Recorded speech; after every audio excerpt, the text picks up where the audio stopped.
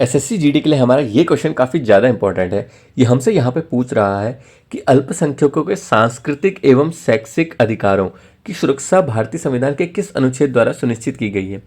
यानी कि कॉन्स्टिट्यूशन का वो कौन सा आर्टिकल है जो प्रोटेक्शन इंश्योर करता है cultural and educational rights of minorities का।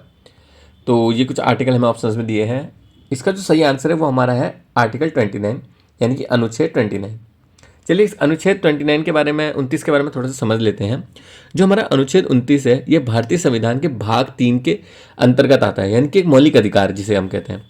यह अनुच्छेद अल्पसंख्यकों के सांस्कृतिक और शैक्षिक अधिकारों की रक्षा करता है।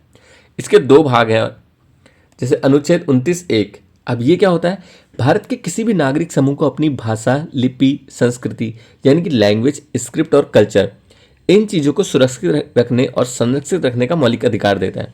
और अनुच्छेद 29 जो दो है वो किसी भी नागरिक को धर्म, जाति, भाषा या नस्ल के आधार पर राज्य द्वारा पोषित शिक्षण संस्थान यानी कि जो स्टेट फंडेड एजुकेशनल इंस्टीट्यूशन होते हैं उनमें प्रवेश करने से वंचित नहीं किया जा सकता है, ये सुनिश्चित करता है। अब अगर इसी को हम सरल भाषा में समझें तो जो आर्टिकल 29 यानी अनुच्छेद 29 है वो अल्पसंख्यकों को उनकी संस्कृति और शिक्षा की सुरक्षा का संवैधानिक अधिकार प्रदान करता है। अब हम अपने बाकी ऑप्शंस देखते हैं कि बाकी ऑप्शन हमारे गलत क्यों हैं। अगला हमारा अनुच्छेद 32 है, 15 और 25 है। हम इनके बारे में भी समझ लेते हैं। जो हमारा अनुच्छेद 32 होता है ये हमारा बताता है संवैधानिक उपचार का अधिकार इसके अंतर्गत आता है, यानी कि right to constitutional remedies. Ambedkar ji ने इसी को कॉन्स्टिट्यूशन का हार्ट एंड सोल कहा है, यानी कि संविधान का हृदय और आत्मा। ये बहुत इंपॉर्टेंट अनुच्छेद है।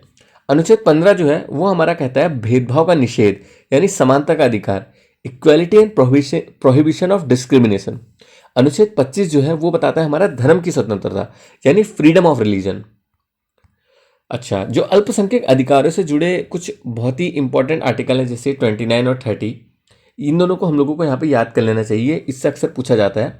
अनुच्छेद 29 जो है हमारा वो कहता है कि वो सांस्कृतिक संरक्षण के बारे में, यानी कि कल्चरल प्रोटेक्शन। और अनुच्छेद 30 जो है वो अल्पसंख्यकों द्वारा शिक्षण संस्थानों की स्थापना और संचालन के बारे में, यानी कि माइनॉरिटी एजुकेशनल इंस्टीट्यूशंस के बारे में।